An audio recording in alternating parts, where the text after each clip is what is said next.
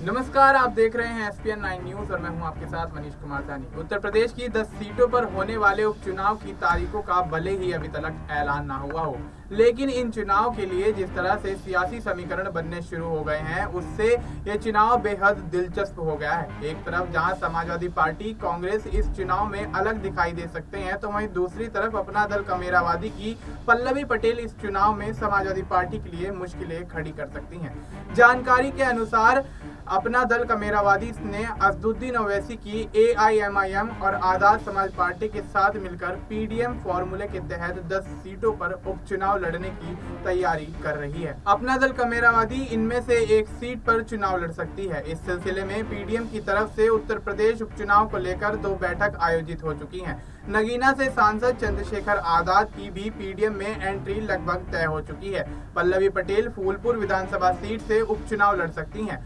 पल्लवी पटेल इस सीट पर उपचुनाव जीतकर समाजवादी पार्टी को जवाब देना चाहती हैं। माना जा रहा है कि चुनाव की तारीखों का ऐलान होने के बाद इन सीटों पर प्रत्याशियों के नाम की घोषणा की जाएगी। चंद्रशेखर आजाद और असदुद्दीन ओवैसी के बीच भी बातचीत हो चुकी है। पल्लवी पटेल उत्तर प्रदेश की सिराथू सीट से विधायिका हैं। उन्होंने 2022 के चुनाव में डिप्टी सीएम केशव प्रसाद मौर्य को हराया था। ये चुनाव उन्होंने समाजवादी पार्टी के चुनाव चिन्ह पर लड़ा था, लेकिन लोकसभा चुनाव से पहले उनका गठबंधन टूट गया। इसके पीछे की वजह ये बताई जा रही है कि पल्लवी कुछ सीटों पर लोकसभा चुनाव लड़ना चाहती थी, लेकिन समाजवादी पार्टी ने सीट देने से साफ तौर पर इनकार कर दिया। इसके बाद अखिलेश यादव ने पत्रकारों से बातचीत करते हुए ये कहा था कि यह गठबंधन सिर्फ विधानसभा तक ही था। पल्लवी पटेल, एआईएमआईएम और चंद्रशेखर आजाद के हाथ मिलाने से उत्तर प्रदेश में इंडिया गठबंधन की मुश्किलें बढ़ सकती हैं।